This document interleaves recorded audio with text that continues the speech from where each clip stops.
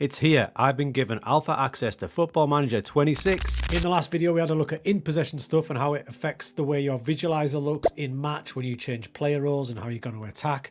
We're going to do the same today in terms of defending with out of possession. Can we master it? Is it going to affect the way we play big time? So when you go from the start, we're playing a 4-3-3 in possession. Now out of possession, those are the ones it recommends. A 4-3-3, so an exact replica of your in possession. Then you've got a 4-4-2 and a 4-4-1-1 style system. So you can have any of them, but you can also freestyle it whichever way you want. If you want to add a 5 back, you can do that. We're going to go with a 4 template to start with, but we're going to tweak it as we go. Alright, so in possession I've got a 4-3-3 and out of possession I've got a 4-4-2. So when we lose the ball, McAtee jumps forward from central midfield and the two wingers drop back, and that's how it sets up. Pretty basic, looks pretty good. Plenty of teams use that setup in real life. So when you go to the visualizer, when you haven't got the ball and the opposition have got the ball somewhere up here, it's in that 4-4-2 setup. And this is interesting because the further you drop back, the more it changes. We go to the mid block, you can see things are starting to move around a bit, and this is down to player roles. And by the time we get into the low block, there is a bit of difference there as well. It doesn't really look like a 4-4-2 anymore. And that's all down to some of these player roles in this 4-4-2. You'll notice there's different things going on here. So over here, HFB, Zinchenko is a holding fullback. So as it says there, he holds his position. So he's not going to press the ball, he's going to stick in that fullback slot. PFB, that's a pressing fullback, moves up and is assertive. And if you remember in the visualizer, you can see that there, he's ahead of his other teammates. So that indicates that he's going to push on a bit. Now here's a range of other ones. In DM, you've got quite the selection. You've got a traditional DM, you've got a drop-in DM, which is the one that moves back into centre-back. These visualizers, by the way, in the pitch are much improved, I think, this year. They do show you much better than previous years. You can see he's there and he drops back to become an extra centre-back when it's in the final third. Pressing DM, much more aggressive. You can see he kind of leaves his DM slot and goes for it. Screening DM, to me, is an anchor man, so he's not committing to the press, he's just going to try and grab it from the gaps. And your wide covering defensive midfielder does just that, he covers the wings. So if you've got a team coming against you who's aggressive down the sides, that might be a good option. Now out wide, higher up is slightly different to a bit further back. If you look at higher up, you've got winger, you've got the tracking winger, which does track back. You can see there, he will track all the way back and help out the fullback. Now you've got two outlets. We've got an inside outlet, so he'll stay a little bit closer to your striker perhaps for the counter-attack. And you've got a wide outlet who will stay wide, so hugging the touchline. So if someone's attacking you narrow, that could be a good counter-attacking option. Now when it's one step back in a normal midfield position, you've got three to choose from, tracking midfielder and wide outlet, so you don't have the inside one. You've got a couple of options at centre-back. Normal centre-back, stopper, so he's going to step out a bit and get a bit more aggressive, as you can see here. Goes for the ball, so if he doesn't get it, there's trouble. And on the other side, you've got your covering centre-back who won't go for the ball as much and in fact drop off a little bit more. And as for your strikers, they too will have a role to play. Tracking centre-forward does track back like you saw in the visualizer. In fact, let me get that up. Look how far back he is when you're in your final third. He's basically helping out all the other midfielders. Compared to the centre-forward who's just in a normal striker role, he's way higher up. He starts doing that pretty much straight away as you lose the ball as well. Now you've also got central outlet centre forward, so he's going to stay higher up the pitch but in the centre, so that's someone to pick out.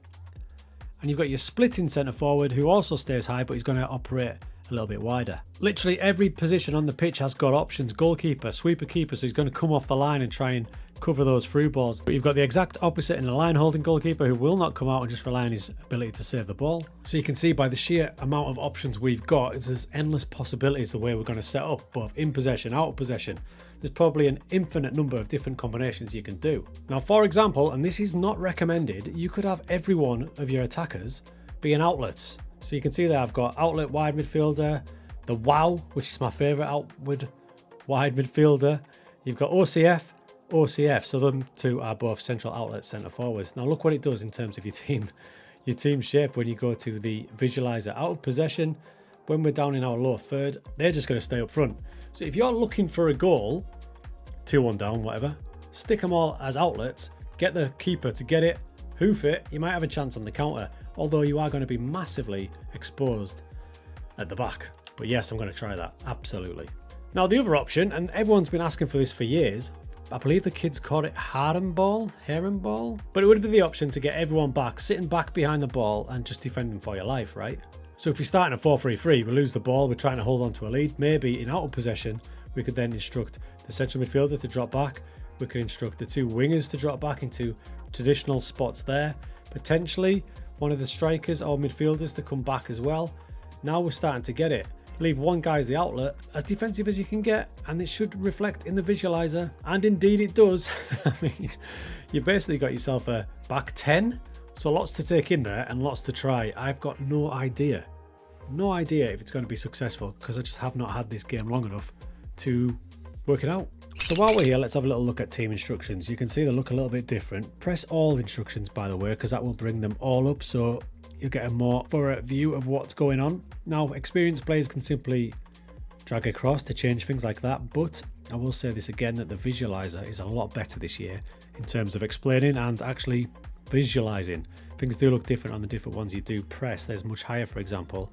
You can see the difference, hopefully, than when I had it on much lower, more direct, a bit more urgent, whereas much lower is a snail pace, so it does reflect it pretty well. So the brief time I've had the game, the instructions I think are pretty much the same, both in and out of possession. Like I said before though, the visualizer is a lot better. You can see the positives and minuses of each approach, and it does give you a bit of a better look at how things are going to affect things. It's the same for player instructions, and to get there you go onto your player, select player instructions, and here they are, in possession and out of possession. The best one I've noticed so far is marking, by the way. If you click on marking and select mark tighter, it just shows you a bit better visually how your team will look. So if you select mark tighter, be prepared for your team to leave their position to get to the player.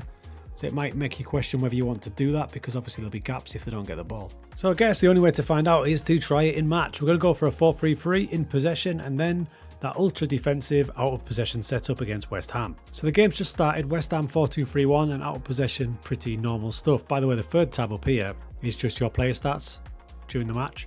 Now us, we've got our 4-3-3, but out of possession, we've got this 5-4-1. So West Ham are on the attack now in the final third. If I pause it there and I'll just change it to a different view, we'll go to tactical view so we can see how we're doing, and you can see how defensive we are.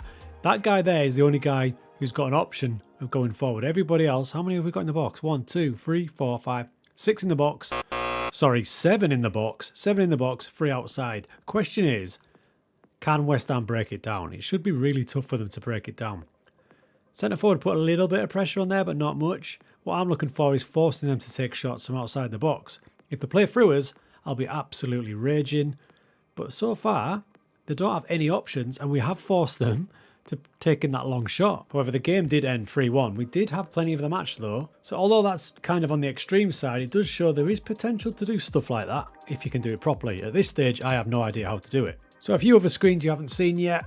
Opposition instructions are here. It looks pretty similar to the way we're used to doing things. Big advice setting down the side there. There's loads of different ones down there, but otherwise it's just a case of popping it in like you would normally. So the other thing I'm looking for is those team and player stats. So if you go to competition, here's the Premier League, the big sum up, and they're here we are. Stats, I'm looking at this in real time, by the way. Team stats and player stats. So we do still have that.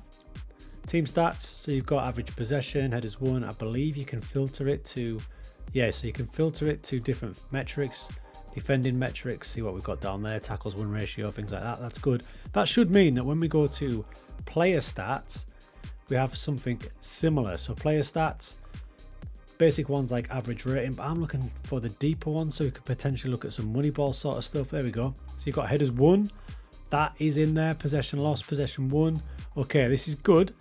It does show there could be some potential in the future for some Moneyball style approaches to transfers. And in fact, if you go to recruitment and player search, at the minute it looks like a lot of information to take in, but remember you can customize your filters down here, your columns, so you can remove a few of these things that you don't need to see. But if we go to edit search, there we go, and search criteria, I'm wondering if we can add in the condition of stats. We can, it appears we can look for things like expected assists per 90 minutes. So it will be able to recruit based on data, which is cracking news as well. Now you'll have seen loads of player overview screens, but they are quite nice this year. It's pretty clear.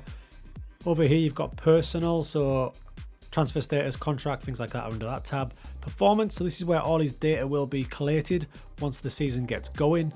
And then you've got his previous career record there. If you click on that, it'll give you a more detailed breakdown. So I have only had a little bit of playing time on this. I have not played many matches. I'm just still finding my way around. It is very different in terms of the user interface. So lots to get used to. but I would say stick with it, because once we get used to it, I'm hoping FM has progressed nicely. And obviously the biggest progression, without doubt for me, is this, the tactics, in and out, which I think will lead to us creating some pretty interesting combinations as we get going through the game cycle. As for my plans, well, when Advanced Access is live, I plan to try and get this double advanced centre-back combo working alongside seeing if I can actually make this no midfield setup work. Should be fun.